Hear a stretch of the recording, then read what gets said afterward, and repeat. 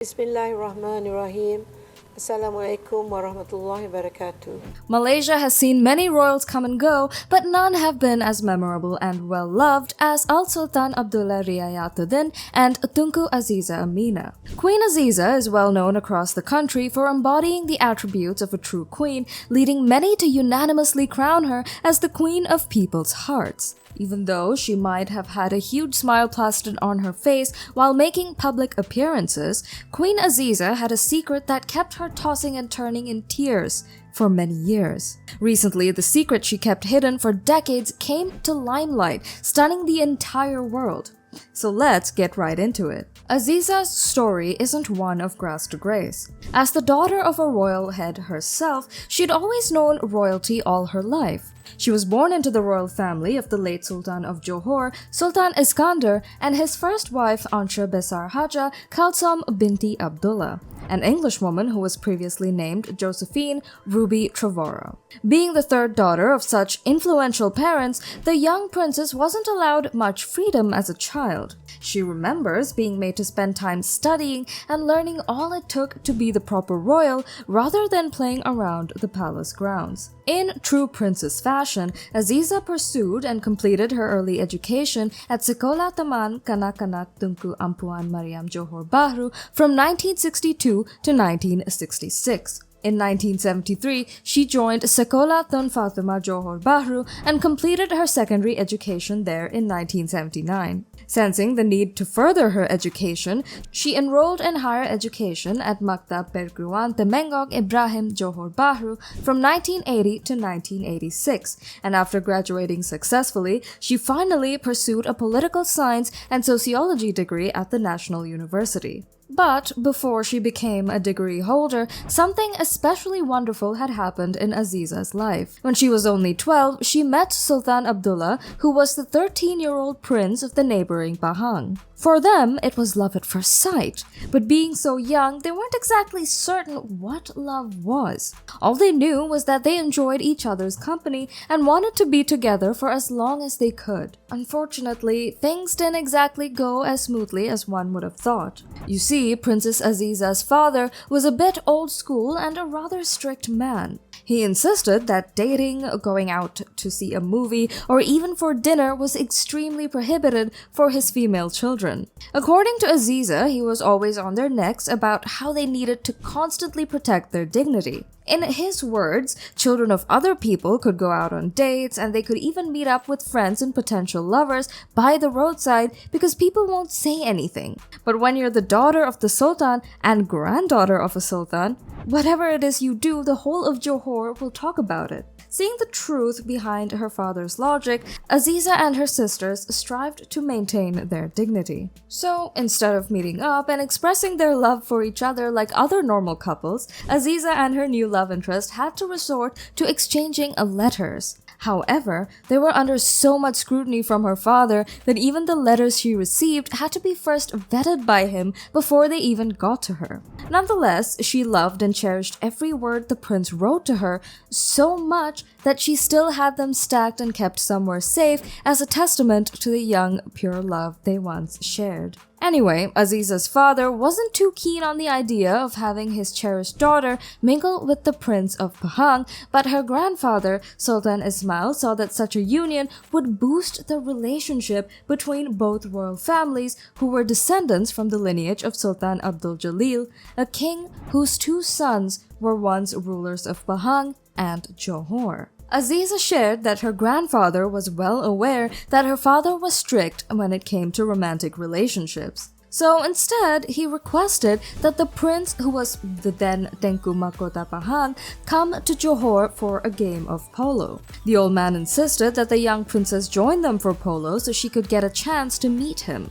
Excitedly, she joined them, and 3 weeks before her grandfather passed away, he asked her when she planned to get married. Playing dumb, she told him she had no suitors. However, her grandfather had found out that she had one particular boyfriend from Pahang, and a couple of weeks later, at 21, she tied the knot with her beloved prince. Unfortunately, Sultan Ismail passed away without witnessing the marriage he'd orchestrated. After 13 long years of passing messages through letters, the duo were finally together in March of 1986, and it was time for their happily ever after. However, things didn't go exactly according to plan as the new Queen of Pahang began to struggle with infertility. This was the beginning of the Queen's dark years. According to her, she'd often go for treatments regarding her fertility and would return home drenched in tears. Naturally, people began to advise her husband to take a new wife who would bear his heirs to the throne. But he loved her too much to do so. Fortunately, Azizah finally got pregnant after 5 years of trying. But sadly, the joy wouldn't last long, as barely a day after he was born, the young prince died from being too weak to survive. Azizah was thrown into another bout of depression, and it didn't help that the relationship between her and the king was beginning to fade out. It's not unusual to have marriages threatened by the loss of a child, and for the royal couple, they were going through their most trying times. Sadly, the king eventually succumbed to the wishes of his advisors and married a second wife in 1991, an actress named Julia Abdul Reis. She bore him a daughter and a couple of years later birthed 2 more. At the time, Queen Azizah had recently adopted a 1-year-old whom she loved and treated as her blood, but she was determined to have her biological children. So she pulled up her sleeves and signed up for multiple rounds of IVF, a procedure that became increasingly popular and successful in the 90s.